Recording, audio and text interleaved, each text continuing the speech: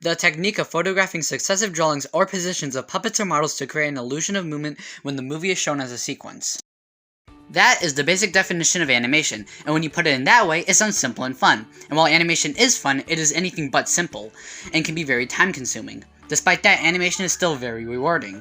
However, we should probably talk about the history of animation first. Before animation, there was the pentascope. A pentascope took the main idea of animation, but was a lot more manual in how it was presented. It worked by spinning a circle with images inside of the circle, where each of them were slightly similar, but also slightly different, like a leg slowly taking a step. When spun really fast, it created the illusion that the image was moving, kinda like the modern day GIFs, if you want to say. And even though this was made in the 19th century, it wouldn't take long for the first real animation to appear. In 1908, we would see the first real animation and how it is made today. For those who don't know, traditional animation is done by making multiple pictures, each slightly different from each other, and then taking a picture of them, and then placing those images back to back at a pretty high speed to make it move. It's like the pentascope, except less manual, in the sense that after you finish it, you can watch it over and over again without needing to spin a wheel. This also allowed animations to be longer, since if you wanted to make a long pentascope, then I hope you brought a large wheel.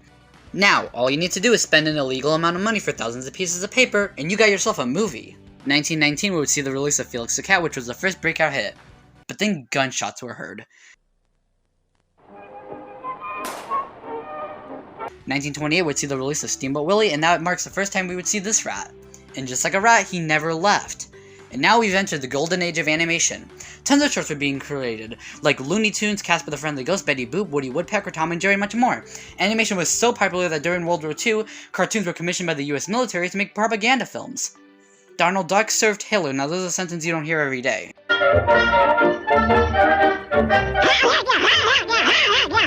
However, up until this point, animation is mostly a short film thing, not really being made into feature-length films. Disney, you son of a gun.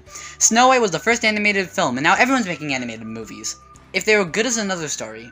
And now everyone has settled down, but man, animation cost a lot of money for all that paper, paint, and ink. Surely something will come up to help us, and say computers! They're now mainstream, and now instead of taking out a loan, you can just make animations using computers. And now 2D animation will never die. Pixar, you son of a gun. 3D animation, CGI, whatever you want to call it, it exists now with Pixar leading the helm, creating Toy Story, the first CGI animated film in 1995. While CGI was used in movies beforehand, it was mostly just a way to help 2D animation, so that way animators don't need to draw thousands of buffaloes for The Lion King, but now it's a standard. The way CGI works is that unlike 2D animation, we have to create an entirely new drawing every frame. CGI has it where you make a model, and once you make that, you're able to rig it up and basically use as a puppet, and lets you move each part of the model, making animations less time-consuming. It also helps that if you want to make a sequel, for example, you can reuse sets, textures, or even models, though you might want to upgrade the models so it doesn't look outdated. Oh god, this is taking too long, time to go faster. Meanwhile, in the 2000s, CGI looked ugly, but then in the 2010s, it doesn't look that bad, but now nobody's making 2D animations anymore for movies. That's sad. In 2016, YouTube animators come into the scene, and now 2D animation has been given a new life, and also has found a home on television, which I am not talking about right now. 2020s, CGI is so good that it's now replicating real life and is being used in live-action movies. And that is a brief history on animation. I'm tired. The educational requirements are kinda weird since itself is pretty easy. All you need to do is know how to draw. However, most big studios will expect you to go to colleges, mainly art colleges like Cal Arts. That way you learn how to master it and learn all the principles of animation and all that jazz. But we live in the 21st century where most things that were exclusive to big companies are now available to everyone. Like me. Look, I made that. I didn't need to go to a college or work at Disney. So the education requirements are kind of a gray area. If you want to work at a big company, go to college. If you're self-taught, start a YouTube channel. Who knows, maybe one day you'll be able to pitch a show like whatever this is.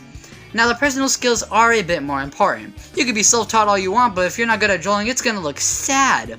Also, if you want to pitch a show, you at least need to know a bit about how to write a story or how to make jokes and all that stuff. You can't be skillless and expect to make a Roger Rabbit. Now, animation itself is very versatile since it's not just one career. You could be an animator, a storyboard artist, a modeler, a background artist, a puppeteer, etc. However, it's time to discuss the bad part of animation. If you can't tell, animation isn't like other jobs. Your salary isn't a consistent thing you get every month. It's more of a commission where the company pays you once to make one movie, short, episode, etc. And on top of that, animators just aren't respected that much. I mean, The Rock's name is shown bigger than any of the other thousands of animators who worked on this movie, if that's anything. Not to mention how you will get paid more money if you write a script for a live-action movie rather than an animated movie, no matter how many awards the animated one made.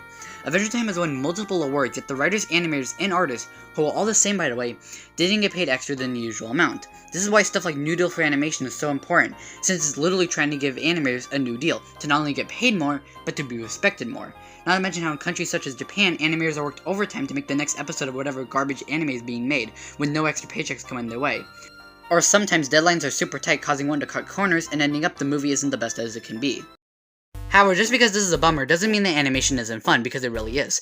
The passion for creating something is super strong, and yeah, it will take a while, but the finished project will show all of your love and work, and will be even more rewarding when you share it to the world. I did mention how versatile animation is, with stuff like stop motion and CGI, however, another thing is the art style. Everyone has an art style whenever you draw or how something is made or how you create, but animation is the best way of showing it off. No cartoons will ever look the same, and if they do, they're either inspired by another piece of work, or an original creator was going for one around too. Animation also allows you to push the boundaries of reality.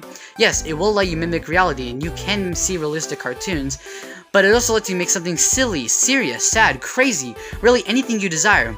It isn't set by a certain path. Yes, most animation is for children, but that is not stopping anyone from making a show that appeals to teens or adults. If that is good is also debatable.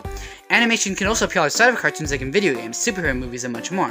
When I say that it's versatile, I mean that. If you think about it, you can make it. And that is why animation is an amazing career.